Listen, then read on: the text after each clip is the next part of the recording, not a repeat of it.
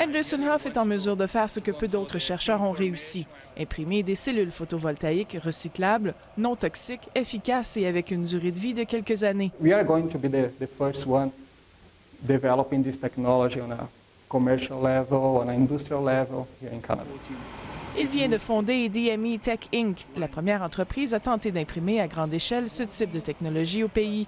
Le prototype du chercheur de l'Université de Calgary possède une efficacité énergétique pouvant atteindre 20 et garder 80 de cette efficacité après un an. À titre comparatif, les grands panneaux solaires conventionnels à base de silicium atteignent quant à eux une efficacité d'environ 30 et ont une durée de vie de 20 à 30 ans. We don't need to achieve the performance of silicon panels. We can have lower costs because you can print on the roll-to-roll printer. We can have lower cost of materials, and then we can leverage, and even for different applications that silicon cannot penetrate.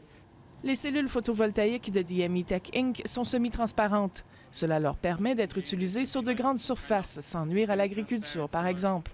Elles peuvent aussi capter l'énergie émise par les ampoules à l'intérieur, ce que ne peuvent faire les panneaux solaires traditionnels. Moi, je pourrais vous envoyer une nappe solaire par la malle, vous la recevez, vous la dépliez, puis votre cellulaire, il devient tout le temps chargé.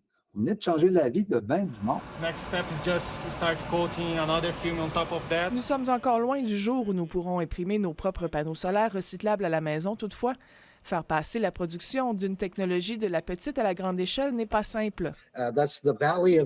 Plusieurs y échouent à cette étape, explique-t-il, parce que la technologie ne fonctionne pas une fois commercialisée ou n'est pas rentable.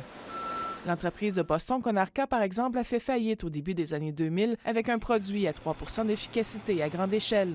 L'un des avantages du prototype d'Anderson Hoff est que les imprimantes nécessaires existent déjà sur le marché et l'investissement est accessible. C'est de l'imprimerie roll-to-roll, à l'air libre, à pression atmosphérique, pas besoin de salle blanche, pas besoin de... Avec $1 million, vous pouvez fabriquer des cellules solaires imprimables. Si vous le faites en silicium, il faut sortir minimalement pas loin d'1 milliard de dollars. Ici Evelyne Asselin, Radio-Canada, à Calgary.